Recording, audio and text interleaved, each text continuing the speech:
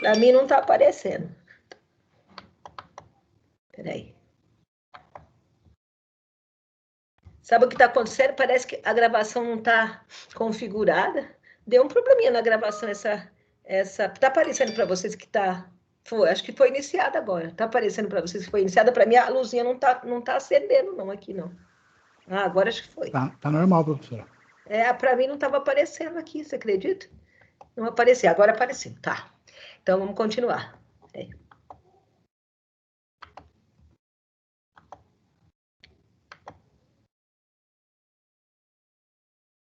Era aí que o slide desapareceu agora.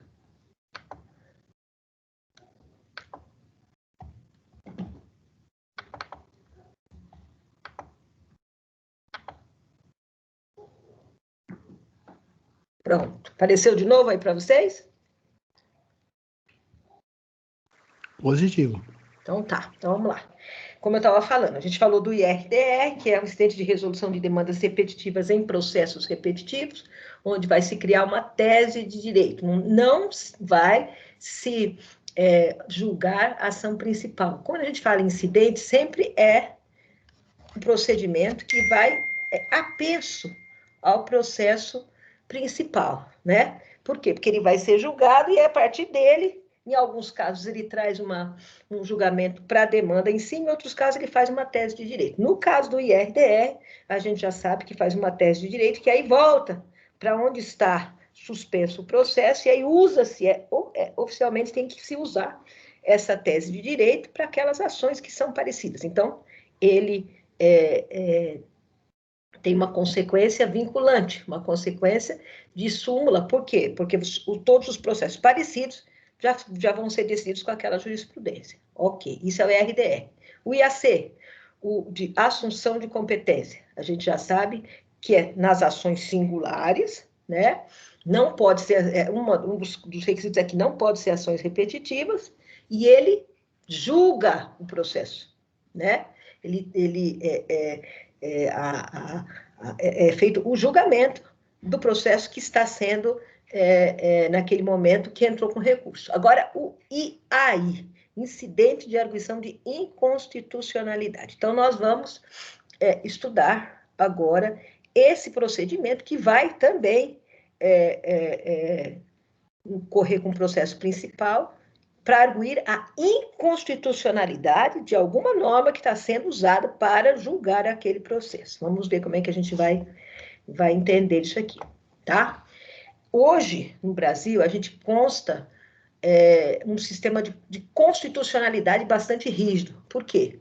Porque desde 1988 para cá, né, a Constituição Federal ela se coloca em condição de supremacia, né, e as normas infraconstitucionais devem estar de acordo com a Constituição, porque ele sempre fala, se as normas não estão de acordo com a Constituição, essas normas serão inconstitucionais. Então, para que esse sistema se mantenha de uma maneira coerente, de uma maneira estabelecida, e a Constituição seja respeitada na condição de hierarquicamente lei superior, lei maior, que está no ápice da pirâmide jurídica, adota-se os mecanismos de controle de constitucionalidade, tá? E esse incidente de arguição de inconstitucionalidade é um desses mecanismos, tá? Para o Bittencourt, ele define que o que é o controle de constitucionalidade? É a verificação a verificação de compatibilidade de uma lei ou de um ato normativo com a Constituição. Ou seja, às vezes a gente tem uma matéria que foi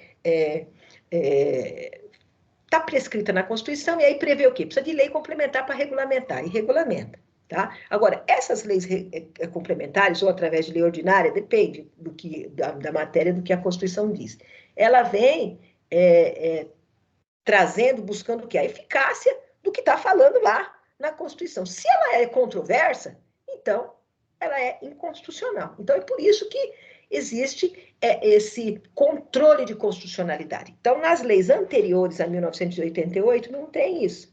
Tá? Mas o que acontece? Provavelmente, elas já foram, já tiveram outras leis mudando algo que fosse inconstitucional. Por exemplo, a gente já sabe que lei só muda em virtude de uma outra lei. Se a gente olhar no corpo legal, a gente vai ver assim, redação dada pela lei tal. Mudou uma vírgula, e vem lá, redação dada pela lei tal. Por quê? Porque criou-se uma lei para mudar aquela vírgula de lugar, com lei. Se é Constituição, só por emenda constitucional. Então, tem primeiro o PEC, a proposta de emenda constitucional, vai lá e passa pela Câmara, passa pelo Senado, sabe que tem que ser maioria absoluta, enfim, depois todo aquele trâmite, aí se muda alguma coisa. Fora disso, tem que estar, vamos dizer, tem que estar de acordo com os dispositivos constitucionais, tá? E aí, né, essa eficácia, ela é controlada por esses mecanismos, tá? E dessa maneira, estabeleceu-se esses sistemas de controle de constitucionalidade pela via judicial, tá? E ele se manifesta de duas formas, controle concentrado e controle difuso. Quando a gente lê lá na lei assim, vai se proceder um incidente de arguição de inconstitucionalidade pelo controle difuso, a gente primeiro precisa saber que controle difuso é isso. O que é isso? A gente não entende o que está escrito na legislação e, por isso, a gente não entende o procedimento. Então, existem dois controles, o controle concentrado e o controle difuso. Nós já sabemos também, né, que esse controle concentrado e esse controle difuso, ele é feito judicialmente, pela via judicial. Existem o controle que é feito extrajudicialmente, mas esse controle é quando? Antes da lei ser promulgada. Então, lá mesmo no legislativo, lá mesmo quando a lei está sendo votada, e aí alguém encontra algo que está sendo inconstitucional, já veta, já fala, não dá, então já resolve ali mesmo. Agora, se já foi instituída, se já está em vigor, aí tem que usar a via judicial para mostrar que ela está inconstitucional. E aí a gente usa esses dois controles, controle difuso e controle concentrado. O que é esse controle? O controle concentrado, ele é exercido diretamente junto ao STF, ao Supremo, quando a gente tem uma questão principal que traduz o próprio questionamento constitucional. Lá no artigo 102 da Constituição Federal, era importante que vocês estivessem com ela na mão, se nós estivéssemos aqui no presencial, a gente estaria com a Constituição para mostrar. Alguns dispositivos eu coloquei aí, mas não dá para colocar todos. Então, o 102, ele fala, né, como é que é feito esse controle concentrado. E é assim, tá? Vai se obter a declaração de inconstitucionalidade dessa lei, ou desse ato normativo, ou de um artigo dele, independente da existência de um caso concreto. Então, não precisa ter um caso concreto para o presidente da República, é aquele povo todo que está lá no 102, se vocês pegarem, vocês vão ver, que pode entrar com esse controle concentrado, entrar com esse controle de constitucionalidade, dizendo assim, olha, a gente leu aqui, a gente entendeu, né, que esse artigo aqui é inconstitucional, então não pode. E aí, esse controle, né, não precisa já ter uma ação correndo de um caso concreto. Ele visa o quê? A obtenção da invalidação daquela lei para ela nem chegar a ser utilizada, a fim do quê? De garantir a segurança das relações jurídicas que não pode ser baseadas em normas inconstitucionais, uma vez que a Constituição está na pirâmide jurídica. Ela é a lei maior, ela é a carta magna e nada pode contrariar. Ok, gente, até aqui?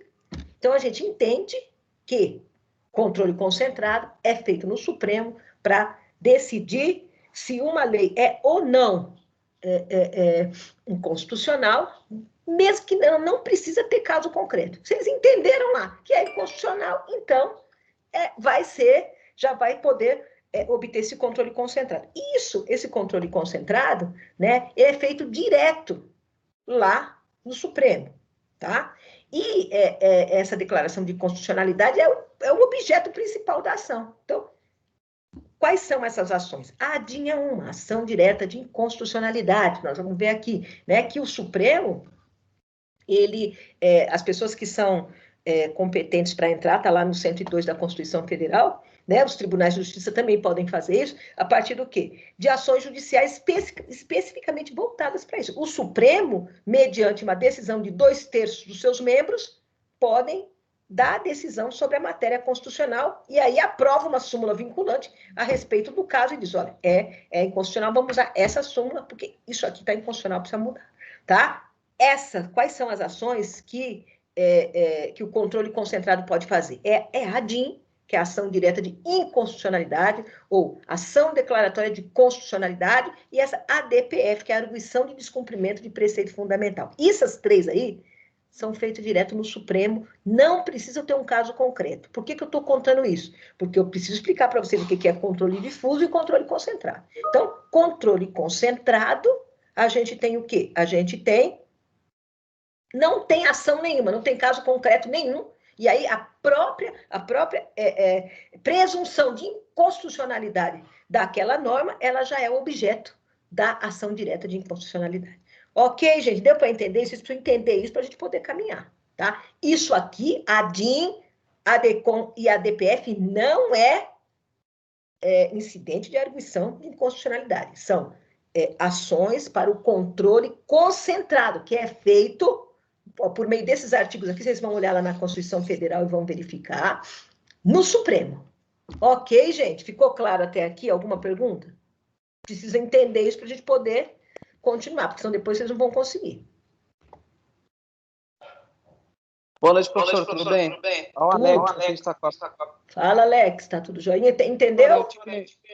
Eu tive uma dificuldade. Dá só uma repassadinha, por favor, na DIN, a DECOM, na DPF, só para entender. Isso, essas três aqui são ações diretas lá que são instauradas no Supremo quando se existe, vamos dizer assim, eu vou usar uma palavra bem leiga para vocês entenderem. A desconfiança de que uma norma está inconstitucional. Olha, isso aqui não está batendo. Essa norma aqui, essa norma infraconstitucional, o que são as normas infraconstitucionais?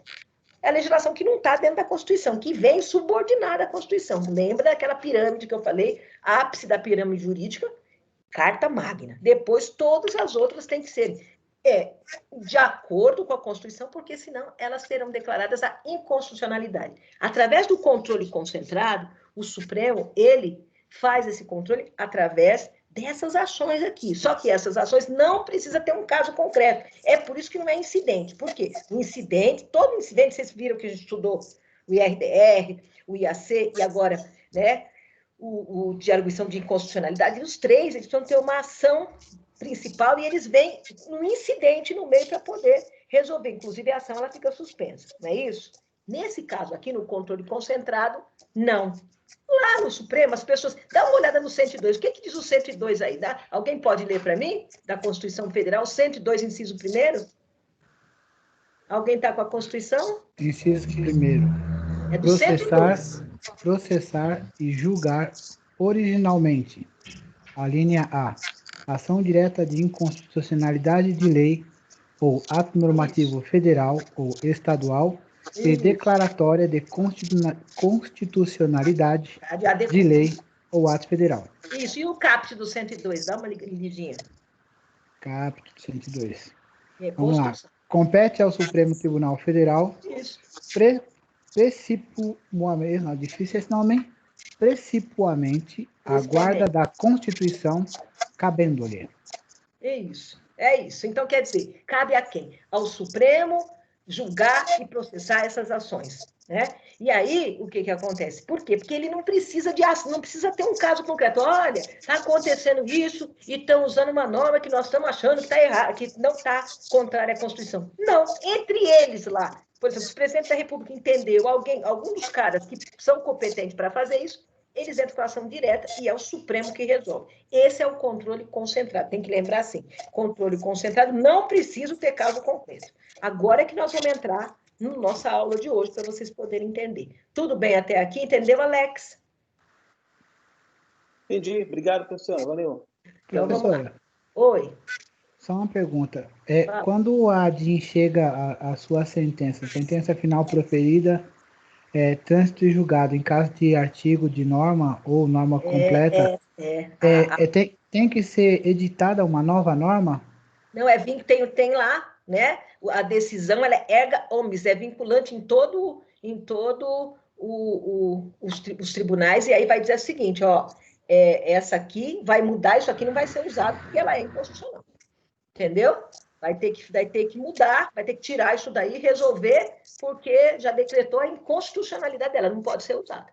Entendi, mas aí é aquilo que a senhora fala, vamos supor, entrou numa lei, tornou ela inconstitucional. Aí vai ter que editar uma outra. edita outra lei e aí aquela passa a não valer, é isso? Ou se não vem assim, vetado, tirou aquilo. E aí embaixo vem ou veta ou escreve uma outra coisa e vem uma outra lei dizendo foi redação dada pela lei tal, que é a nova. Entendeu? Eu peço desculpa pelo esclarecimento, porque é uma situação aí que tem assolado os corações de muitos funcionários de Itaquá e é importante aprender mais isso aí.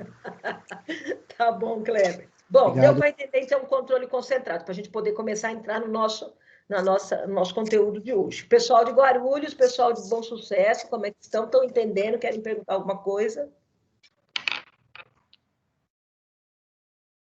Vocês estão aí, gente? Oi, professora, boa noite. Não, por enquanto é tranquila. Tranquilo, podem perguntar, tá? Se quiserem, é só levantar a mãozinha ou só me interromper. Não, tranquilo, professora. Então, Obrigada. Vamos lá, então. Aí, do outro lado, a gente tem o tal do controle difuso da constitucionalidade. E vocês vão ver que quando eu for ler o artigo que vem normatizando o nosso incidente de hoje, incidente de arguição de inconstitucionalidade, a gente fala em controle difuso. Então, se a gente não sabe o que é, a gente passa por cima e fala, por que é isso? Sei lá. Né? Esse artigo aqui que usa. Então, a gente não sabe como proceder. Como a gente dá aula? A minha disciplina é processo civil. Então, vocês precisam saber como é que é a articulação. Nós trabalhamos a prática do processo civil. Então, esse controle difuso da constitucionalidade, de um outro lado, como é que ele é exercido? Ele pode ser exercido por qualquer órgão jurisdicional, claro, em segunda instância, no tribunal, porque todos os nossos incidentes, eles são de competência originária do tribunal, tá? Então, é no recurso. E ele é exercido por qualquer órgão jurisdicional em qualquer processo, quando da análise incidental da inconstitucionalidade no bojo de um caso concreto. Toda vez que eu falo controle difuso, tem um caso concreto por baixo. Não cabe a ação direta de inconstitucionalidade. Tem que entrar com o incidente e vai julgar, vai caminhar juntamente com o processo principal. Entendeu? Então, a análise da constitucionalidade aqui, ela se opera de uma maneira incidental, como o próprio nome diz, a uma questão principal. Qual que é a questão principal? O objeto da demanda, a resolução daquele caso. Tá? E aí, sendo assim, né, a gente vê aqui. O que é, então, esse incidente de arguição de inconstitucionalidade, que é o nosso conteúdo de hoje, tá? É o procedimento decorrente do princípio da reserva de plenário, está previsto no 97 da Constituição Federal. O que diz isso? O que é esse princípio da reserva de plenário? Ele proclama que, para que esse incidente ele seja decretado a inconstitucionalidade, né, tem que ser pelo voto da maioria absoluta dos membros do tribunal. Tá? Ou de um órgão especial que é designado para julgar aquele incidente. Então, reconhecida a inconstitucionalidade do ato normativo do poder público. Então, por meio desse AIA, né, IAI, né, de arguição de inconstitucionalidade, as entidades que podem ajuizar estão prescritas lá no 103 da Constituição, e elas podem impugnar atos ou legislação de natureza normativa que contraria os preceitos da Carta Magna. Então,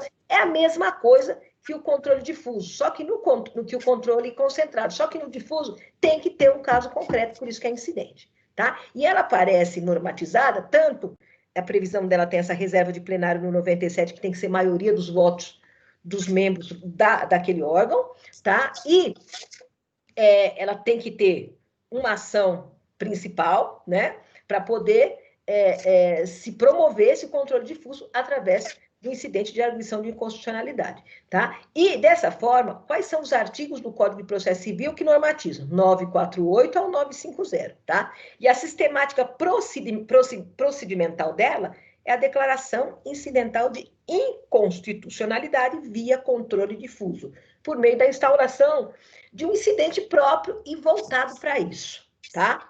Aí, como é que a gente faz? Só o que diz o 948, ó. Arguída em controle difuso a inconstitucionalidade de lei ou de ato normativo do poder público, o relator, após ouvir o Ministério Público e as partes, submeterá a questão à turma ou à Câmara, a qual competir o conhecimento do processo, para eles estarem lá utilizando, né, a maioria absoluta de votos, julgando se essa lei é ou não inconstitucional. A lei que está sendo usada para um determinado caso do processo que está lá sutestado, ou seja, está lá parado esperando que se resolva, tá? Por isso que nós aprendemos o que é o difuso e o que é o concentrado, porque você vê que o artigo fala bem, controle difuso. Se você não sabe o que é controle difuso, você fica perdido, não sabe se você vai entrar com a DIN, se você vai entrar com incidente, se é ação separada ou se não é, tá? Bom, o artigo 948 a 950, eles vêm disciplinando o incidente de arguição de inconstitucionalidade. Então, é um procedimento que, por força do 97, né, os tribunais têm que instaurar para afastar do caso concreto, utilizar aquela lei reputada como inconstitucional. Então, vai usar uma lei que está contrária à Constituição para julgar um caso? Isso não pode acontecer. Então, o artigo 98, ele dispõe o seguinte, que ao ser arguída a inconstitucionalidade, em sede de controle difuso, em processo que esteja no tribunal, o relator deverá ouvir o MP, ouvir as partes, e depois ele remete a questão à turma ou à Câmara responsável, conforme o caso. Tá? Bom, e aí o 949 diz assim, ele determina duas situações diversas para o caso concreto em que seja recebida a arguição pela turma ou Câmara. A primeira, ela versa sobre a possibilidade da questão ser rejeitada. Então, tá lá. O caso está sendo resolvido. Foi resolvido de uma certa maneira. Aí entrou-se com recurso, com a apelação, dizendo, foi resolvido assim em primeira instância, mas a gente entende que vou entrar com um incidente de arguição de inconstitucionalidade porque foi usada uma legislação que está contrária à nossa Constituição. Não podia ter sido esse resultado. Aí o que vai acontecer? Vai entrar com o relator no tribunal, aí ele vai olhar, vai verificar se entra nos requisitos, né, dos artigos que normatizam o incidente. Se entrar, ele vai fazer o quê? Ele vai enviar para a Câmara, que é a Câmara que vai julgar o caso concreto. A Câmara verifica se está nos requisitos, se tiver, ela vai mandar para um órgão especial dentro do tribunal, que já esses órgãos, o órgão especial, o órgão pleno, são o colegiado que tem mais desembargadores. Para quê? Para a decisão poder ser colegiada e ser com segurança jurídica. Então, tem que ter a maioria absoluta para dizer, olha, essa lei é inconstitucional ou não. Então, a primeira, quando a gente fala que tem duas situações, porque a primeira, a possibilidade da questão ser rejeitada. Ele vai falar, não é inconstitucional, não, pode voltar. Vamos prosseguir o julgamento sem o incidente, porque não é inconstitucional, não. Já a segunda trabalha com a hipótese do quê? De acolher. O relator acolhe e diz, não, vou remitir para o plenário, para a Câmara que vai votar. E tem alguém com o microfone ligado. Eu já tinha desligado de todo mundo aqui. Deixa eu ver aqui se eu... Peraí. Está ativado já o meu. O mudo de todos. Pronto. Melhorou, Kevin? Acho que melhorou, né? Tá, então vamos continuar. Então, já a segunda, ela trabalha com essa hipótese de acolher. Então, chegou lá, o relator viu, ele vai mandar para a Câmara que vai votar o caso concreto. A Câmara no tribunal olha e fala, parece que está dentro dos requisitos. Então, vou mandar lá para o plenário. Onde que é esse órgão especial? Dentro do tribunal mesmo. Quem decide quais são os órgãos colegiados que vão julgar os incidentes de inconstitucionalidade é o próprio regimento dos tribunais. Então, lá tem as sessões, as câmaras entendem que o órgão especial, o colegiado, ele é superior à Câmara e às sessões. Por quê? Porque ele vai decidir e vai votar. E aí, eles vão tomar ciência do processo, vão respeitar a reserva de plenário. O que é a reserva de plenário? É a maioria absoluta mais um dos votos, que é o quê? Metade mais um. E aí eles vão resolver essa demanda, vão julgar essa demanda. Ok, gente? Enquanto isso, né, o processo principal, o caso concreto, está lá na Câmara, guardadinho, suspenso, esperando o que vão resolver lá, se é inconstitucional ou se não é a norma para poder julgar. E aí cabe ressaltar o quê? Né? A exceção às regras dos artigos anteriores, que é disposta no parágrafo único, que afirma que se houver já um pronunciamento do plenário, de algum, sobre aquela norma, se não for decisão monocrática, tem que ser decisão de tribunal e com maioria absoluta. Tá? Aí não cabe mais o incidente, vai ter que seguir aquele entendimento. Agora, se foi só uma decisão monocrática de um ministro, novamente, vai passar por quê? Porque entende-se que tem que ser uma decisão do colegiado para dizer se aquela lei está ou não em contraposição à Constituição, tá? Professora. Oi. Oi, desculpa atrapalhar, está muito rápido. Tá, vou tentar ir mais devagar. Não está dando para acompanhar a senhora aqui na leitura, porque a internet não ajuda muito. E aí. Ah, deve estar travando, né? Tá. Acaba... Você não entendeu. O que você quer que eu volte? Não. Por exemplo, no anterior já foi difícil de acompanhar. É que a senhora está indo muito rápido na leitura e não está dando para acompanhar assim no raciocínio do entendimento. Tá e bom. Fazer para fazer as anotações, né? Tá Isso. Bom. Então vamos voltar um pouquinho então. Então a gente já sabe que a hora que chega lá o incidente de arguição de inconstitucionalidade, ele vem para o tribunal. Ele só é utilizado no tribunal. Na hora que eu vou dar um exemplo daqui a pouco, você vai entender. Quando as partes, ou o Ministério Público, ou os que estão previstos em lei, que podem suscitar o incidente, eles dizem assim, olha, eu acho que essa norma aqui não está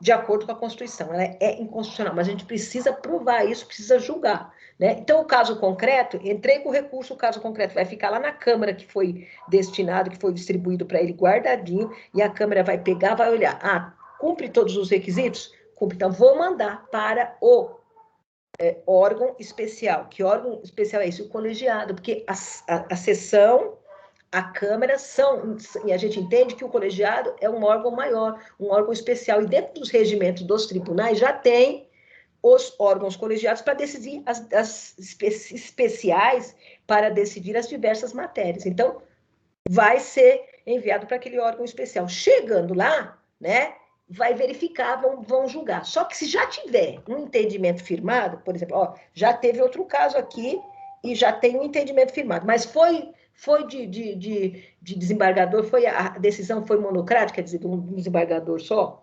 Foi, só de um ministro. Tá, então vamos manter e vamos julgar o colegiado. Por quê? Agora, se foi uma decisão do colegiado com maioria absoluta, né, utilizando do artigo 97 da Constituição, então a gente pode mudar e o nosso entendimento vai ter que ser seguido. Agora, se já foi de um colegiado, vamos ter que usar o entendimento já firmado. Volta para a Câmara e aí a decisão continua daquela mesma forma.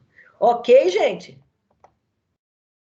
Bom, se não houve nenhum pronunciamento prévio e não tem nenhuma determinação anterior, o incidente vai ser instaurado, tá? E aí vai ter a sessão de julgamento, que vai julgar e depois vai remeter a cópia do acordo com a resolução, que deu seguimento à arguição, e a todos os juízes que forem vinculados àquele tribunal vão ter que usar aquela decisão, tá? Segundo o parágrafo 2º do artigo 950 do CPC, a parte legitimada, a propositura das ações, né, que estão lá no artigo 103, elas podem se manifestar por escrito sobre a questão constitucional, que isso aqui é o quê? Dentro do prazo previsto pelo regimento interno do tribunal, ela pode apresentar memorial, pode requerer. O que é isso aqui? É que a gente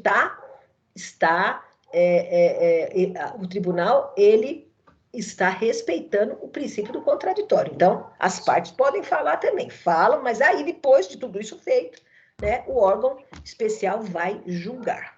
Ok até aqui? Professora? Oi. Desculpe incomodar, a senhora tirou o material ou sumiu só para mim? Sumiu só para você, porque o meu está no slide 14, explicando tudo isso que eu falei, novamente aqui. Tá. Não, eu vou sair e vou tirar de novo para ver. Deve ter saído. Estamos no 14, explicando previsão inicial básica do IAI. Tá? Tá, obrigado. Então, vamos lá. O que eu vou falar agora é o que eu já falei, só que explicando de uma forma mais simples. Tá? O artigo 97 da Constituição, ele fala que só pode fazer o julgamento da decretação da inconstitucionalidade da norma se for pelo voto da maioria absoluta dos membros, tá? Do respectivo órgão especial. Então, os tribunais, fazendo essa votação, eles podem declarar a inconstitucionalidade de lei ou do ato normativo. As leis e esses atos normativos públicos, eles, por que tem que utilizar essa decisão do 97? Porque as leis, elas gozam de uma presunção de constitucionalidade, né? E o que acontece? Quando a lei está feita lá, entende-se que o quê? Que a presunção é que ela é constitucional, tá? Então, o artigo 97, ele traz a decorrência dessa presunção, por quê? Porque tem que ser a maioria absoluta, porque não é possível que a gente tenha 25 membros lá no tribunal, né? E de 25, vamos lá dizer, 14 acham que é inconstitucional e o restante, e 11 acham que não seja, não é possível. Então, quer dizer, a decisão está sendo colegiada e tem que ser pela maioria absoluta. Por quê? Porque aí presume-se que é, mas prova-se que não é. Tá? Então, é o órgão máximo pleno, né, esse órgão especial, e tem competência para dizer sobre a inconstitucionalidade da lei ou do ato normativo. Então, essa tese da inconstitucionalidade, ela tem que ser admitida pela maioria absoluta dos membros do tribunal. E aí, quando ela volta, tá, ela tem que ser utilizada. Aqui, ó, a doutrina do Fred Didier. Alguém me perguntou a respeito do livro, eu uso bastante ele. O que o Fred Didier diz? Ele diz assim, o incidente, ele tem por função transferir a um órgão do mesmo tribunal a competência funcional para analisar a determinada questão de direito incidental, que é a inconstitucionalidade da norma. Por quê? Porque a vida como relevante para o julgamento da causa. O que é isso? Porque essa inconstitucionalidade ela está sendo julgada para resolver a causa principal que está lá na Câmara esperando. Não é como no caso da ação direta de constitucionalidade, que não tem caso concreto nenhum, só entendeu-se que aquela lei está inconstitucional, mas não tem nada para decidir. Tá? Aqui, essa inconstitucionalidade ou não, ela vai ser relevante para o julgamento da causa concreta que já está lá esperando. Né? Tá suspensa, aguardando essa decisão. Tá? Um exemplo para vocês entenderem melhor. Então, a gente tem um recurso de apelação lá no Tribunal de Justiça do Paraná. Tá? E aí, esse recurso, ele alega a inconstitucionalidade de uma determinada lei. Tá? Esse recurso, ele está sendo julgado por uma das câmaras do Tribunal de Justiça. Tá? E ele diz o quê? Essa lei é inconstitucional e lá no meu caso, o julgamento foi errado por conta que usaram essa lei inconstitucional. Então, nós entramos com um incidente para que seja declarada a inconstitucionalidade dessa norma, tá? E aí, a Câmara do Tribunal, ela recebe, admite que a lei é inconstitucional e aí transfere essa competência para o julgamento dessa questão incidental para o órgão que é pleno ou especial para que eles admitam. Ou se é ou não a lei inconstitucional por força do 97, sempre obedecendo a regra da reserva do plenário. Tá? Aí a decisão volta. É constitucional? Aí vamos julgar a causa lá na Câmara. Não é, vai ser mantido o julgamento, enfim, vai verificar lá, claro, vai sempre dando o direito de contraditório, né? E o direito de se entrar com recurso, se for o caso, mas não é o momento, tá? Então, as características do incidente. Professor, voltando ao slide anterior, então, cabe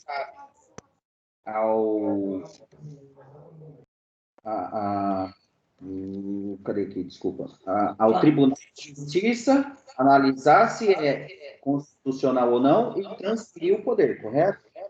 Não, é sempre dentro do mesmo tribunal. Depois a gente vai ver aqui na frente que os tribunais, eles têm um regimento, né? E aí, nos regimentos lá, tem sessão, Câmara e órgãos especiais. Os órgãos especiais, eles vão lá dizer, olha, esses órgãos especiais, eles são que julgam a inconstitucionalidade daquela matéria, daquela lei, tá? Aí, o que acontece? Dentro do tribunal, primeiro, quando o relator recebe quando o relator recebe o recurso, ele verifica, fala, acho que está dentro dos requisitos, manda para a Câmara que vai decidir. Aí a Câmara, ela vai decidir o quê? A sentença do processo principal. Só que ela não é competente para decidir sobre a inconstitucionalidade da lei. Aí ela manda para esse órgão superior, esse órgão colegiado, que é dito superior à Câmara, e eles vão decidir. Aí tem que ficar aguardando lá na primeira, na segunda, na terceira Câmara, sei lá, no que foi distribuído, aguardando o que esse órgão especial, o que esse colegiado vai decidir com relação à norma para poder resolver. Entendeu? Então, Oi, não te ouvi. Oi. Então, pelo que a senhora disse, não vai chegar ao Supremo. Vai ser decidido ali naquela Câmara mesmo. Não, o Supremo é só as ações diretas de inconstitucionalidade. O incidente, ele cabe também nos tribunais regionais. É só que tem que ser no tribunal, eles são do tribunal. Entendi. Então, o próprio tribunal... A ação direta que a lei fala que só o Supremo pode fazer. Os outros tribunais também podem fazer. Entendeu? Entendi. Então, os tribunais têm autonomia para julgar se é inconstitucional. Tem o órgão especial que está no regimento. Com um colegiado, com mais membros para poder usar, né, a força do 97 lá, que é a questão do plenário lá, que precisa ser votação, maioria absoluta. Entendi, professor. Entendeu? Entendi. Então tá, vamos continuar então. Bom, a gente coloca aqui as características dele, né? Então, ele é um instrumento de reserva do plenário, porque ele precisa do voto da maioria absoluta, ele se operacionaliza, né, através esse controle se operacionaliza através da reserva do plenário, que estabelece uma regra de competência funcional. Por que é competência funcional? Porque é a maioria dos caras, a maioria absoluta, os caras mais um do órgão que mais tem, se for no Supremo, que tiver mais ministro, ou que tiver, no caso dos tribunais, os que têm mais desembargadores, os que têm mais colegiados caras para poder julgar, para poder dizer assim, ó, foi uma decisão com segurança jurídica, porque foi maioria absoluta. E essa decisão, ela estabelece uma competência funcional. O que é essa competência, tá? As regras de competência. Competência funcional de natureza absoluta, porque gera nulidade absoluta se não for respeitada a regra. Então, o que acontece? Se entender o que é inconstitucional a lei, vai voltar lá para a Câmara, vai anular tudo que foi resolvido lá por condição daquela lei que era inconstitucional. O julgamento vai ter que ser dado, né? É o Tribunal Pleno, o órgão especial, e a Câmara vai esperar, né? A Câmara que estiver diante desse incidente vai esperar o processo voltar, né, do Tribunal Pleno ou do órgão especial, que é como eles chamam lá, para que ocorra o julgamento da questão específica sobre a nulidade absoluta. Entendeu? Porque, por exemplo, se a lei dizia lá, não sei como é que eu posso, um exemplo que eu posso dar para vocês, dizia que X iria ganhar. Agora, se decretou a inconstitucionalidade, Y vai ganhar. Então, vai voltar lá para a questão específica e vai dar sob pena de nulidade absoluta. Ou ela volta para lá, né? Ou não é o caso dos caras do órgão especial julgar o caso concreto, não. Eles julgam apenas a constitucionalidade ou inconstitucionalidade da norma. Quem julga o caso concreto, baseado na resposta dele, é a Câmara para onde foi distribuída o processo principal.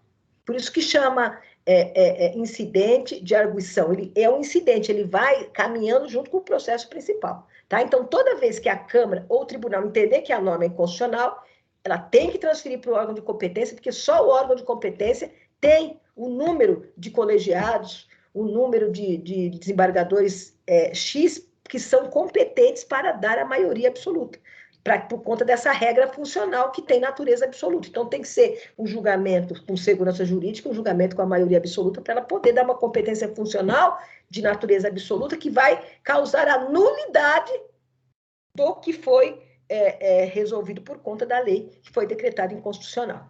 Ok, gente? Ficou claro até aqui?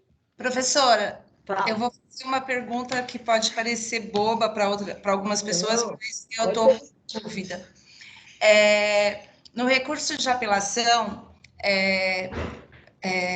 quem é do ramo de direito, quem é os advogados. No caso, tudo tem que ser respeitado dentro da Constituição Federal. Ela quem vai usar algo que vai ferir isso? Porque esse incidente de arguição de inconstitucionalidade, ele é usado quando uma norma não está ferindo a Constituição. Sim, sim. Mas é uma coisa tão sem cabimento, é uma coisa que... Não, existe. Às vezes tem. Inventar uma lei que... Às vezes tem sim. Às vezes a interpretação, ela dá a forma como ela está escrita, ela dá uma dupla interpretação e pode causar uma inconstitucionalidade. Às vezes tem, às vezes passa despercebido. A presunção é de que a lei toda seja constitucional, mas às vezes acontece. Acontece sim. Aí fala assim, olha, mas como? Olha, dá uma olhada aqui, essa resolução não pode constar, porque a interpretação foi feita diferente. E aí, às vezes, acontece, parece que não, mas acontece sim. Então, são incidentes que você pode, são recursos e, vamos dizer assim, formas que você pode se utilizar para poder resolver, porque você fala assim, poxa vida, o cara usou essa legislação aqui e ele entende que está certo, o meu cliente que está certo, não está aqui, como é que eu posso? Agora não posso falar mais nada? O juiz decidiu, diz que está escrito na lei e eu não entendo assim? Aí você entra com incidente e os caras vão julgar, vão ler e vão verificar se eles entendem como você ou entendem como juiz. Tá, mas isso não se trata de uma falha de interpretação. Não, assim, às vezes você tem uma legislação lá que ela é contrária, tem sim, às vezes você olha e fala, poxa vida, mas aqui diz uma coisa, a Constituição diz outra, né? Por exemplo, agora eu posso dar um exemplo para você, mas não é de processo civil, né? De processo do trabalho. A gente tem uma questão de trabalho intermitente, que ele está até meio que confuso, porque ele vem mudando tudo que a CLT e a Constituição fala. Porque a CLT fala que para o trabalho ter eventualidade, ele precisa, para ter vínculo empregatício, ele precisa ter eventualidade. É tanto que se a gente tem uma diarista, a gente só pode tê-la 2 vezes por semana se você não quiser registrar. Se tiver 3, já dá. Então, o intermitente não tem eventualidade. O intermitente, o cara liga para ele e fala, você vem sexta-feira, ele pode dizer se ele quer ir ou não, se ele fala, não vou poder ir não. Ou se ele se omitir, ele também pode dizer que não quer ir e continua tendo a habitualidade, continua tendo o vínculo empregatício. É confuso? É confuso. Esse é um tipo de trabalho. Então, a gente ainda está aqui, isso aí foi trazido de fora do país para cá, esse trabalho intermitente, dizendo que vai ser utilizado para melhorar o desemprego no país, né? Porque é uma forma mais assim, flexível de emprego, porque se o indivíduo, se ele estiver lá no dia, ele não quiser ir trabalhar para aquele cara, ele vai para outro. Ele não tem disponibilidade. Então, não tem subordinação, não tem habitualidade, tudo que a lei prescreve que tem que ter para poder ter vínculo empregatício. E aí, como é que faz? Não é confuso isso? Eu, às vezes... É muito confuso. É muito confuso. Então, existe, às vezes... Nada, porque é uma coisa até contraditória. Se nada pode ferir a Carta Magna, como pode ter alguma lei que você utiliza no recurso? Às vezes o entendimento, ele dá dupla interpretação. Tem sim, você vai ver que tem. Quando você estiver militando, você vai ver que aparece bastante. Por isso que a gente tem doutrina, a gente tem jurisprudência, fazem súmulas vinculantes para poder resolver a mesma coisa. Dos casos que vieram aí, as coisas vão mudando, a gente precisa que essa jurisprudência seja uniformizada, entendeu? E aí tem sim, nós tivemos, acho que a gente teve aí uma ADIM, acho que tem pouco tempo aí no Supremo, ação direta de inconstitucionalidade, não foi sobre o julgamento de prisão em segunda instância, não foi? Acho que foi isso. Foi uma... Porque, por mais que, assim, desde que eu comecei o curso, e eu gosto muito desse curso, eu acho tudo muito... Parece que enrola as pessoas. Eu não entendo muito, não, professora. É um juridiquês enorme, não é difícil. Você lê lá, tá? O IAI dá para o controle difuso. O que é controle difuso? Você lê no artigo, você não entende, você tem que voltar e procurar um monte de coisa para você poder entender o que está dizendo. Então, acho que eu concordo com você que deveria ser um pouco mais simples, né? Sabe, tirar um pouco desse juridiquês, eu acho muito complicado. Às vezes é difícil, por isso que às vezes eu trago alguma coisa para vocês quase que traduzindo. Porque quando eu fiz direito, eu estou formada há 32 anos, e eu tive bastante dificuldade. Eu tinha muita dificuldade, eu era muito estudiosa, mas eu tive bastante dificuldade no sentido de que os professores eles nem traziam nada para a gente, eles ficavam só falando, e a gente não conseguia entender. Então, eu tive muita dificuldade, estudei muito, muito mesmo.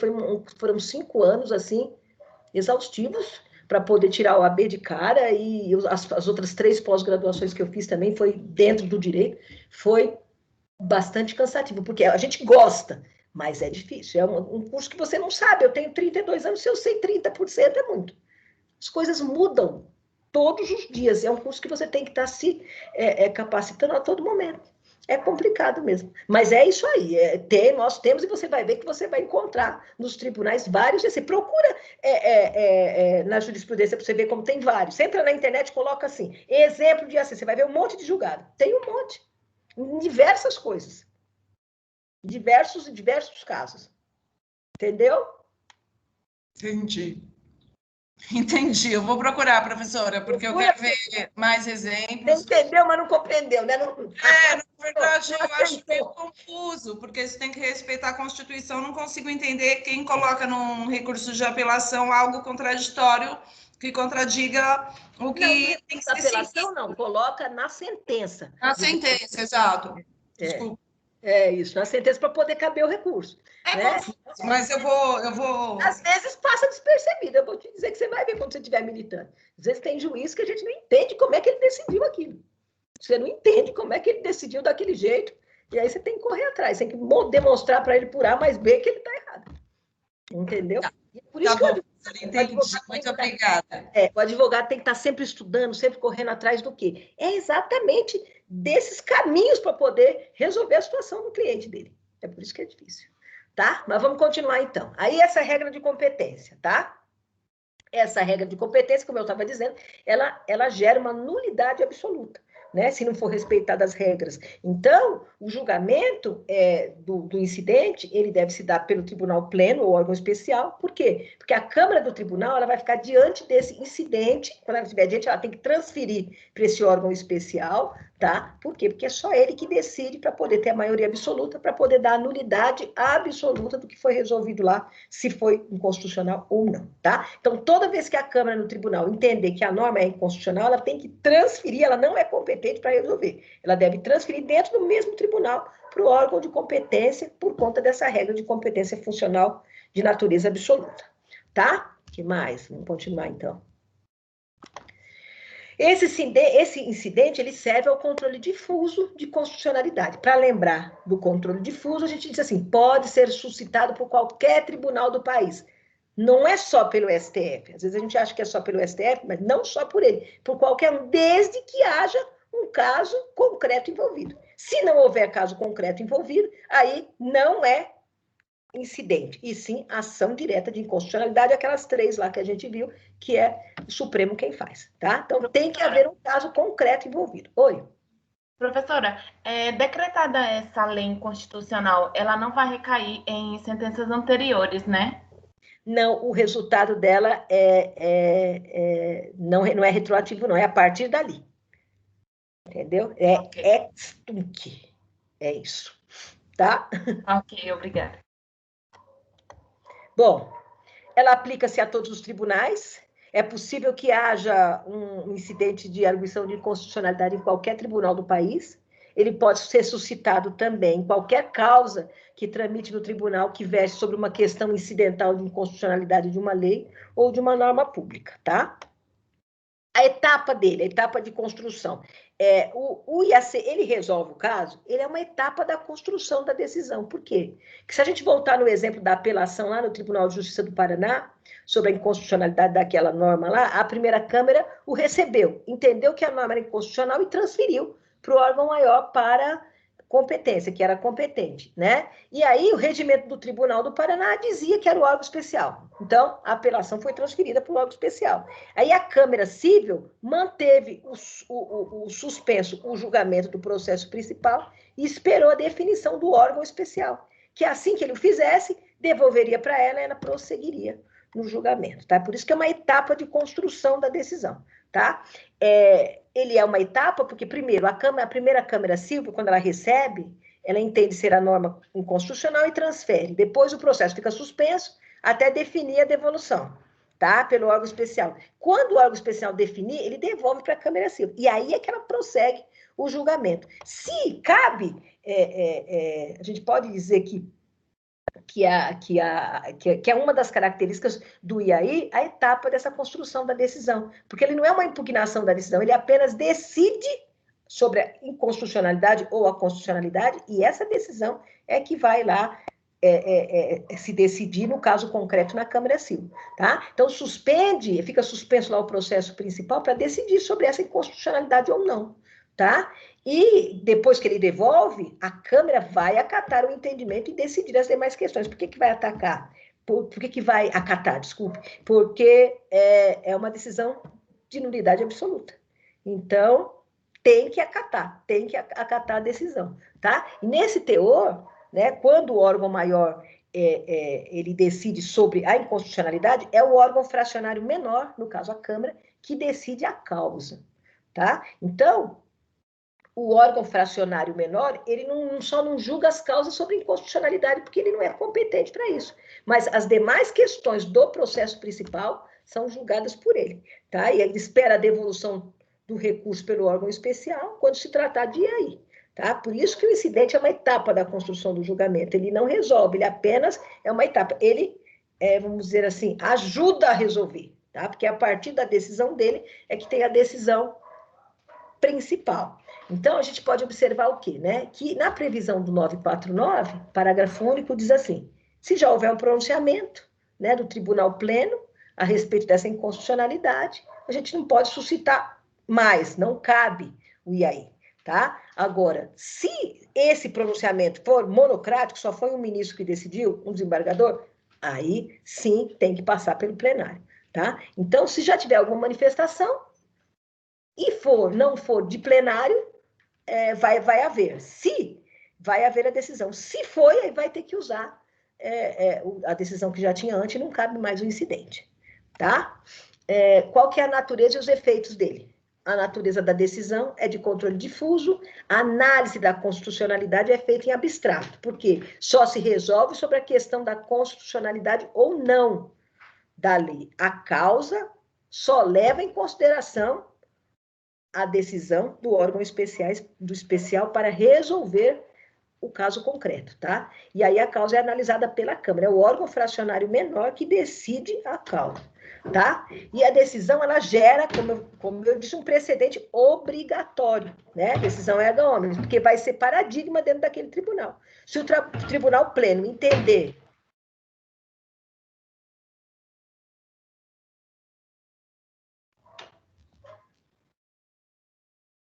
pessoal, melhorou? Acho que melhorou. Professora, sumiu. Sumiu, né? O meu também. Acho que caiu na internet. Peraí. E aí, melhorou? Voltou?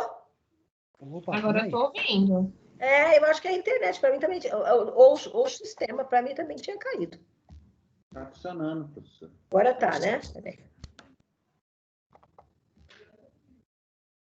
Peraí que eu preciso tirar um... Não tá funcionando muito bem a minha cabeça nesse negócio aqui, mas vamos embora. Peraí. Eu tô tentando tirar uma caixa de diálogo que tem na frente do meu slide. Peraí. Pronto, agora foi.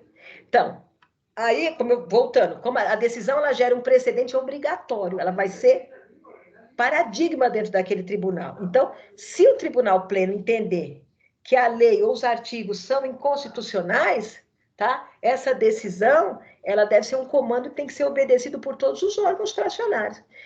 E aí fala assim, cabe recurso, né, dessa decisão lá no órgão especial? Não cabe porque ela não é uma decisão acabada, ela só resolveu sobre a constitucionalidade ou inconstitucionalidade. Lá no caso concreto ainda não voltou, né? Agora, se ficou algum ponto obscuro, né, naquela legislação que eles falaram, naquela votação, né, o Tribunal Pleno tem que julgar os embargos de declaração. Esses embargos de declaração, eles são feitos apenas para resolver algum ponto obscuro que ficou lá na hora da votação. Fala, mas peraí, você votou aqui, deu maioria absoluta, mas isso aqui. Aí cabe embargos de declaração, mas não é considerado um recurso porque a decisão não é acabada, tá? Embargar a declaração que foi feita. E aí, essa etapa da decisão, cabe esses embargos de declaração naquela parte obscura. É julgado, que é o único recurso cabível, a gente chama de recurso, mas não é um recurso, porque não é uma decisão acabada.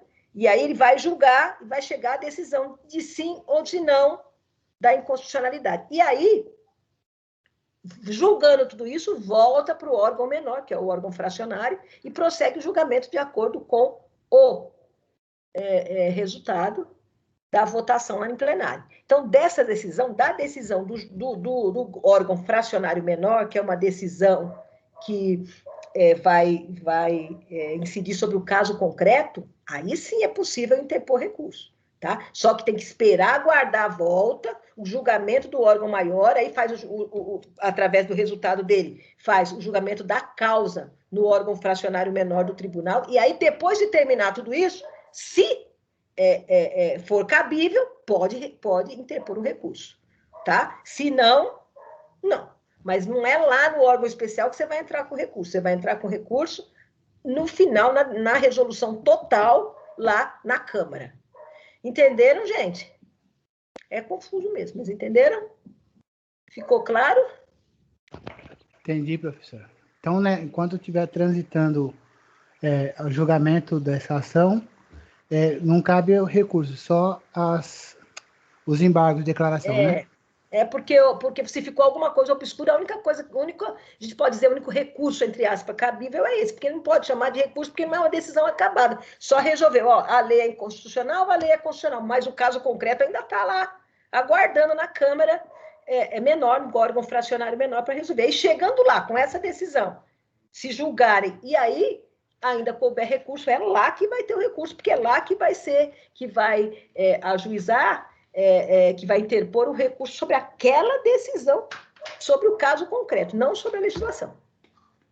Ok? Ok. Perguntas? Não. Não tem nenhuma pergunta? Oi. Professora.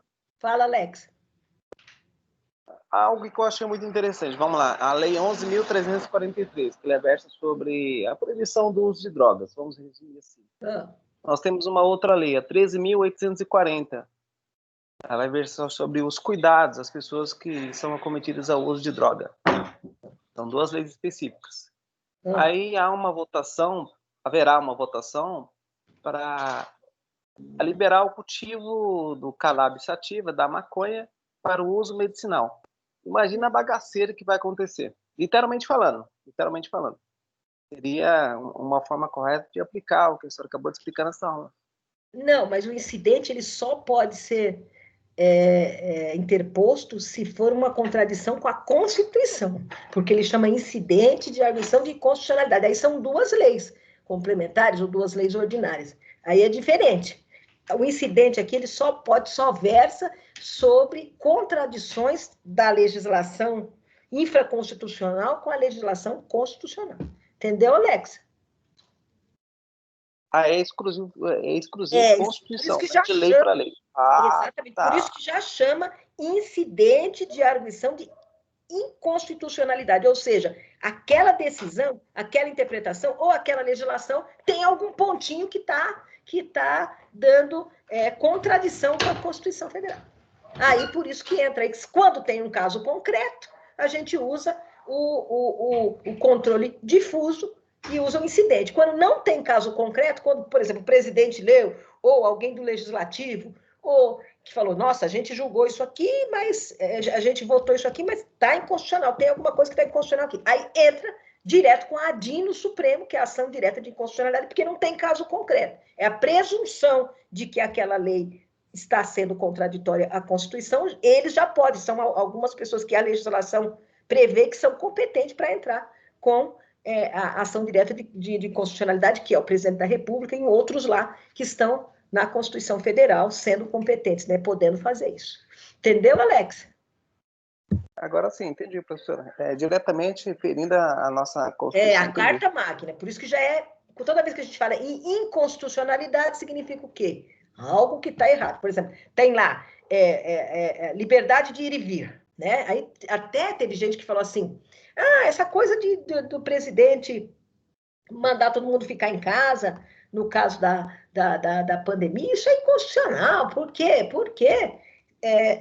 E a nossa liberdade de ir e vir? Não é. Ele apenas, o que o presidente Bolsonaro fez foi apenas decretar calamidade. O estado de calamidade é só nos casos de utilização das verbas públicas, porque para tudo ele precisa explicar, olha, eu estou usando esse dinheiro para isso. Quando ele decreta a calamidade, ele pode usar dinheiro de outros lados para a saúde, para a pandemia. Foi só para isso. Agora, se ele quisesse decretar, por exemplo, estado de sítio ou estado de defesa, no caso era estado de defesa, porque é o que mais se adequa ao momento de pandemia que a gente está vivendo. Ele pensou até em declarar, porque eu acompanhei pela News, mas ele falou que ele achou que não seria o caso, porque ia deixar a população muito em pânico, muito desesperada. Mas o estado de defesa, ele pode dizer, você não pode sair de casa, você tem que ficar aqui. A liberdade de imprensa, tem um monte de coisa que são os nossos direitos, que estão na Constituição, que naquele momento, por aquele período, é só 30 dias pelo período de mais 30, para resolver aquela situação. Então, não é inconstitucional, porque a legislação diz. Agora, se todo mundo, lá na Constituição está escrito liberdade de ir, e aí tem um município que faz uma lei municipal que diz que todo mundo só vai poder usar a camisa branca. É inconstitucional.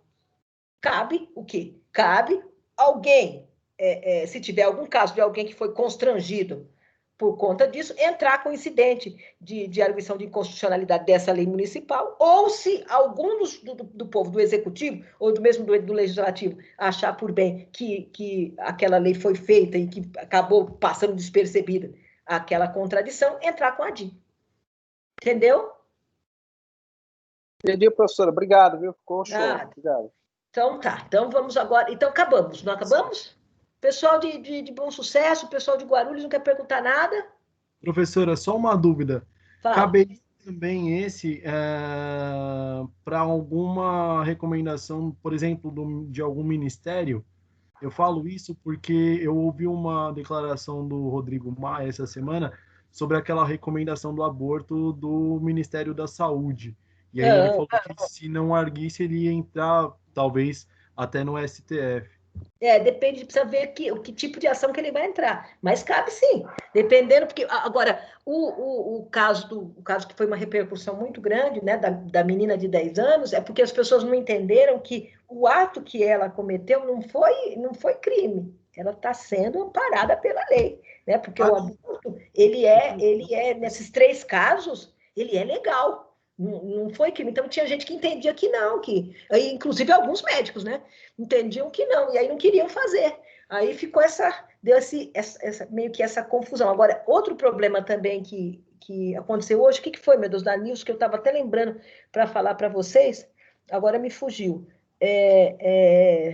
Ai, meu Deus, o que foi? Era a respeito da Constituição também. Até tinha visto hoje, que eu falei, eu vou comentar com os alunos, que eu estava vendo na News. Foi alguma coisa que aconteceu hoje. Depois eu lembro, gente. Minha cabeça falhou agora. Estava passando na News à tarde e eu ia comentar com vocês a respeito da Constituição mesmo, né? Dessa forma de se utilizar e fazer algo que esteja ferindo a Constituição. Mas daqui a pouco eu lembro, tá? Mas o que eu falo, professora, a minha dúvida, na verdade, lógico, surgiu depois do caso da menina, foi porque o ministro interino da Saúde, ele propôs, parece, eu não sei como que ele fez, eu não li sobre, que em caso de aborto agora as mulheres teriam que estar acompanhadas de um policial militar. Eu vi, é um absurdo, isso aí é pior ainda, por que vai acontecer? As mulheres não vão nem querer ir lá na delegacia, porque se elas já não vão, normalmente agora, ele disse que o médico deveria avisar, né? Na delegacia que eles iriam fazer um aborto lá por conta do estupro, não era isso? Eu vi. Isso, e até o caso da sonografia para a mulher. Exatamente, então, e aí agora vem as correntes, né? Alguém diz assim, mas ela não precisa avisar na delegacia, porque não é crime. Não é crime o que ele está fazendo, a gente só avisa na delegacia se é alguma coisa fora de lei. Não é, ela está amparada legalmente nesse caso. Aí ficou essa confusão mesmo, que todo mundo trouxe, né? E aí fica todas essas correntes. Mas aí, o que vai acontecer? Eu não acho que vai mudar. Vai ter que mudar isso aí, porque se as mulheres já não iam antes, você imagine agora, né, ter sido violentada, porque por lei o depoimento da vítima é tudo, é válido, né? Então, claro que ela vai ter que ter feito o boletim de ocorrência, tal. Agora ele tem que ligar para o médico, ligar para a delegacia para avisar que ele vai fazer um aborto que é legal. A gente não entendeu isso, eu não entendi também. É confuso. Mas, bom, vamos ver aqui a atividade? Vocês já estão aí na atividade? Estão vendo? Positivo. Tá? Todo mundo está vendo? Professora. Oi. Só aproveitando o gancho aí, a senhora não ia comentar sobre uma fala do próprio presidente sobre uma contradição de lei? Eu não lembro, eu ia falar alguma coisa, mas eu esqueci. Agora tem que... eu acho que cai sobre isso aí que você estava falando, bacana. Não estou lembrando de uma coisa importante que eu ia falar para vocês, mas agora é tanta coisa na cabeça, daqui a pouco eu lembro. Se eu lembrar, eu falo. Então, aí, atividade. O que vocês vão fazer? Essa atividade está valendo crédito de 1 para a AV1, tá? Objetivo: fechamento dos incidentes, né, e a assimilação por parte de vocês desses procedimentos de competência do tribunal. Então, o que vocês vão fazer? Hoje eu quero um quadro comparativo dos 3, com as diferenças, as semelhanças, tá? Levando-se em conta esses itens aqui, ó: conceito, base legal, finalidades, requisitos, suscitação, processamento e efeitos. Eu não quero um texto, eu quero um quadro, onde que vocês olhem assim e falam, olha aqui, ó, o IRDR é isso, o IAC é isso, o IAA, não, isso aqui cabe, não cabe. Sabe quando vocês vão utilizar até para estudar para a prova? É isso que eu quero. Eu estou dando eu quero que vocês comecem a... uma espécie de mapa mental, né? Isso, exatamente. Eu estou dando uma semana, vocês vão entregar só na próxima aula para mim. Só que eu queria que vocês começassem a ler, tirassem as dúvidas para poder estar fazendo, e eu quero que vocês me mandem em PDF. Um grupo profissional. Eu vou gravar, vou fazer um arquivo dos trabalhos de vocês, porque eu vou abrir todos, vou ver direitinho se está ok, para vocês poderem dar uma devolução para vocês estudarem. Entenderam? É individual ou em grupo, professor? Não, pode ser em grupo. Agora, tem gente que tem problema, né, com grupo. Mas eu até preferia, porque em grupo fica menos para eu corrigir. Senão, é muita gente, né? 80 alunos é complicado para eu conseguir ver todos. Vocês fazem em grupo, é melhor para mim. Mas aí, saber se vocês vão conseguir fazer e vão entender. Porque às vezes o pessoal fala que vai fazer em grupo, faz um só, o resto do mundo só põe o nome. Aí é ruim. É ruim para vocês, porque não vão conseguir entender. Que se vocês elaborarem direitinho esse quadro, vocês vão conseguir entender direitinho os 3 tipos de incidente, para que é que eles funcionam e como eles funcionam. Entendeu? Positivo, professora. Então, eu coloquei aqui. Vocês têm até dia 9. Professora, oi. Tem um aluno que ainda está com a rematrícula em pendência. A gente vai adicionar ele no nosso grupo. Pode. E aí, depois, quando regularizar, aí para ver que ele participou também do trabalho, tá bom? Sem problemas, não tem problema não. Tá? Obrigada. Então, e vai valer o crédito de 1, todo mundo. Quem faltou, vocês avisem, tá? Para estar fazendo bonitinho. Era bom vocês fazerem, se vocês conseguirem fazer no Word, no PowerPoint também dá para fazer. Só que como é bastante coisa, vai ficar ruim nos slides. Fazendo uma tabela, dá para vocês fazerem colorido, com as cores, colocar cores de legendas para cada incidente, fica bom. E é facinho de entender, depois fica muito fácil para entender, gente. Que aí vocês vão olhar e vão saber direitinho quais são os requisitos, qual que é a base legal, vocês colocam o artigo, só cita o artigo. Fica bem fácil para poder guardar. Essas questões de mapa mental, de quadro comparativo, é muito fácil, porque a gente consegue assimilar melhor do que texto. Então, até não quero texto, tá, gente? De manhã teve um pessoal que fez em texto, eu expliquei que não queria, agora eu vou ter que mandar recadinho para eles que vão ter que fazer de novo. Me mandaram em texto. Eu não quero texto, eu quero quadro, mapa mental, tá?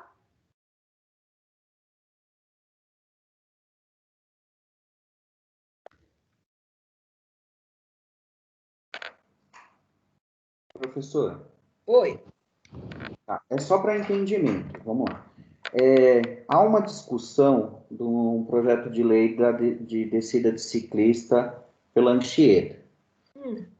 Um juiz de Cubatão concedeu, o município ingressou com uma ação pedindo para que houvesse a proibição dos ciclistas para descer. Isso seria um exemplo de AI? O que acontece? Primeiro explica direito para mim. Explica de novo para mim, não entendi. É assim, já existe o Código de Trânsito Brasileiro, Sim. Descreve que, por exemplo, as rodovias têm que deixar espaço suficiente para o ciclista ir e vir. Direito constitucional, o direito de ir e vir, correto? Sim. Portanto, a Anchieta tem uma proibição com relação a isso. Certo? Isso serviria como um IAI, por exemplo. Poderia dizer que estaria tirando um dos nossos direitos constitucionais, do artigo 5º, que é o direito de ir e vir, né? Pode ser utilizado, pode tentar, sim. Agora, que a lei foi o prefeito de onde que fez, que falou que queria fazer e quem que não deixou? Como é que é? Então, tem é que eu não estou conseguindo achar aqui a sentença do juiz, um despacho do juiz, né? Proibindo que os ciclistas desçam. Certo. Que foi baseado no Código de Trânsito. Hã? Baseado no Código de Trânsito. Isso. Eu não estou conseguindo achar aqui o despacho do juiz, necessariamente, para poder... precisa ter para analisar, porque, por exemplo, a Constituição também fala que todos têm direito à vida. Se ele comprovar que o que ele colocou, que a proibição dele não está declinando do direito de ir e vir, mas sim protegendo a vida dessas pessoas, aí ele ganha. Entendeu? Tem que ver todos os lados. A gente tem, enquanto advogado, a gente tem que ver se é a mesma coisa no caso da pandemia. Se entrasse com um incidente de arguição de inconstitucionalidade, porque o presidente, no estado de defesa, dissesse assim, ninguém vai poder sair de casa, no ir e vir não ganhava. Por quê? Porque não é inconstitucional. É previsto isso. Por quê? Porque o direito à vida ela vem acima de tudo. E quando a gente está numa pandemia, ele está pedindo para não sair, por quê? Para não haver, para que não ocorra um contágio maior. Então, às vezes, né, os meios justificam os fins, ou às vezes não. Entendeu? Depende muito, tem que dar uma olhada e uma analisada. Entendeu? Porque às vezes ele pode estar dizendo que ele proibiu por conta do direito à vida, e o direito à vida também está lá na Constituição. Entendeu? Entendi. É tudo uma questão de interpretação. Aí tem que ver direitinho. Porque agora o prefeito lá vai fazer a ciclovia, vai acertar o espaço ou vai deixar o povo descer no meio da Anchieta? Então, já existe uma construção da nova Anchieta, né? Tem uma nova Anchieta sendo construída e tal, né? Sim. O que acontece? Existe um projeto de lei que chama cadê aqui? A Rota Márcia Prado, né? Referente a uma turista que morreu na Paulista, tal, essas coisas todas, né? Ela leva esse nome de lei. O que acontece? Que obriga que as rodovias, principalmente a Anchieta, construa esse espaço, ou seja, libera os ciclistas a descer a Anchieta. Certo. Assim, nesse projeto de lei. Mas aí o juiz de Cubatão falou, não. Ele usou... Porque não tem nada pronto. Então, ele entende que o quê? Que se ele autorizar, né, ele vai estar... não vai estar utilizando, não vai estar dando o direito à vida às pessoas lá, porque elas vão ser atropeladas. Então, vai ter um monte de acidente, e aí vão dizer o quê? Claro, foi o juiz lá da vara tal que autorizou que os caras descessem aqui, nem tem ciclovia, entendeu? Então, por conta de uma coisa, ele decidiu outra. Mas depende muito da interpretação. Se já tivesse pronto a ciclovia, aí não caberia a proibição dele. Mas eu acho que o que ele usou foi isso. É o direito à vida, né? A segurança das pessoas, que o direito ele traz essa normatização de direito à vida, a segurança individual, segurança psicológica e segurança jurídica também. Entendeu? Uhum. Eu entendo que seja assim. Teria que dar uma olhadinha melhor nas arguições dele, no processo, para a gente poder explicar. Mas vendo assim de longe o que você está falando, eu acho que ele deve ter utilizado isso. Entendi. Tá? Eu vou ver aqui direitinho. Isso. a gente discute sobre o tema. Tá bom. Tá bom? Obrigado, professor. Beleza, nada.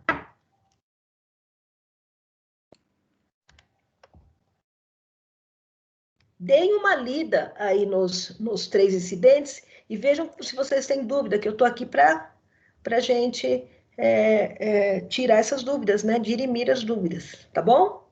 Eu estou online aqui, se vocês precisarem de mim, é só chamar. Professora. Oi. Deixa eu ver aqui. Com suscitação, o que a senhora gostaria nesse tópico? O que é suscitação? É quem pode impetrar, quem pode suscitar. Quais são os caras que podem, falando leigamente, entrar com um incidente? Então, quando a gente fala, nos casos de incidente, a gente fala impetrar ou suscitar. É a mesma coisa que ajuizar. Só que ajuizar é uma ação inicial. E o processamento?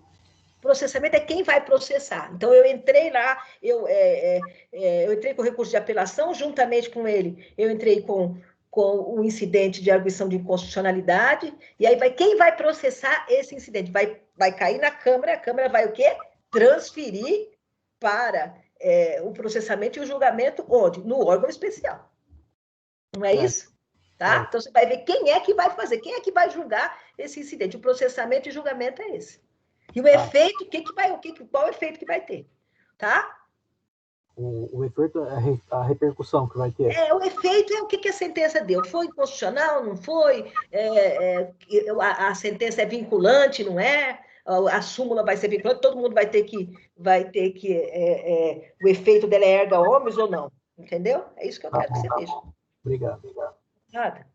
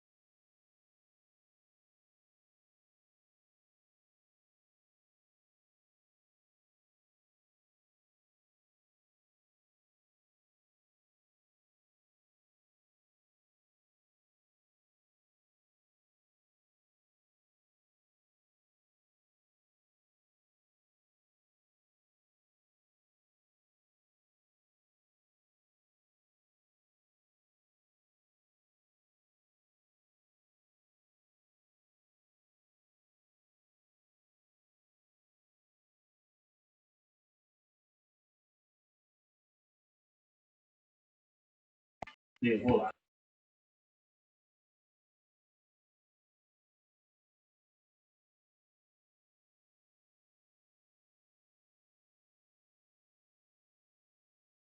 As criançadas lá. Moro, puta, mas então, ele falou uma parte pra mim. Uma parte, né? Eu fiquei feliz. Vai, você vai fazer essa parte, uma parte.